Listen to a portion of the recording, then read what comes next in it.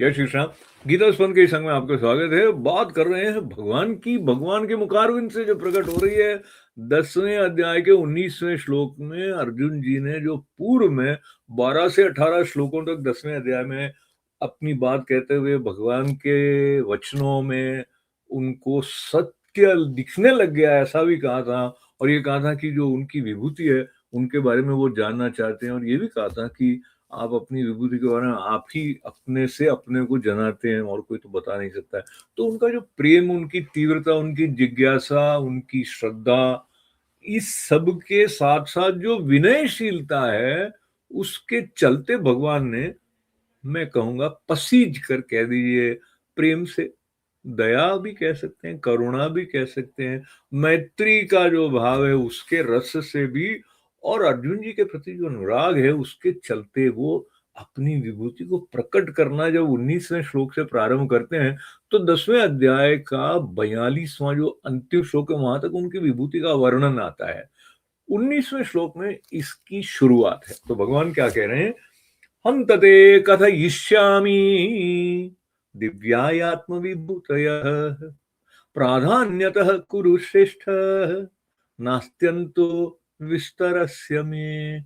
विस्तरस्य में का मतलब यह है कि उनका जो विस्तार है ना, ये कहा कि हे कुरुश्रेष्ठ, अब मेरी जो दिव्य विभूतियां हैं तेरे लिए प्रधानता से मैं उनको कहूंगा, क्योंकि मेरे विस्तार का अंत नहीं है।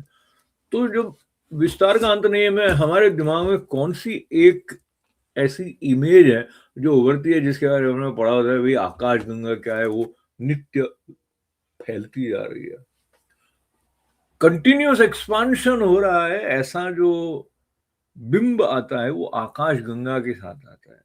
जो अखंड चेतना है, जो समग्र है, जो सर्वव्यापी है, वो संकुचित नहीं है, वो नित्य विस्तृत हो रही है।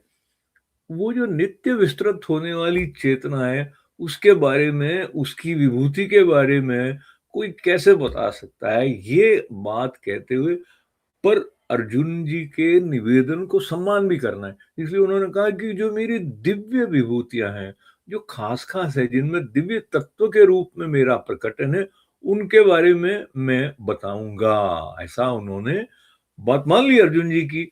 तो जब अर्जुन जी की बात मान ली है तो आगे और भी बताएंगे। पर यहां तक जब आए, उसमें आपको कैसा लगा? आनंद आया ना? जय श्री कृष्णा।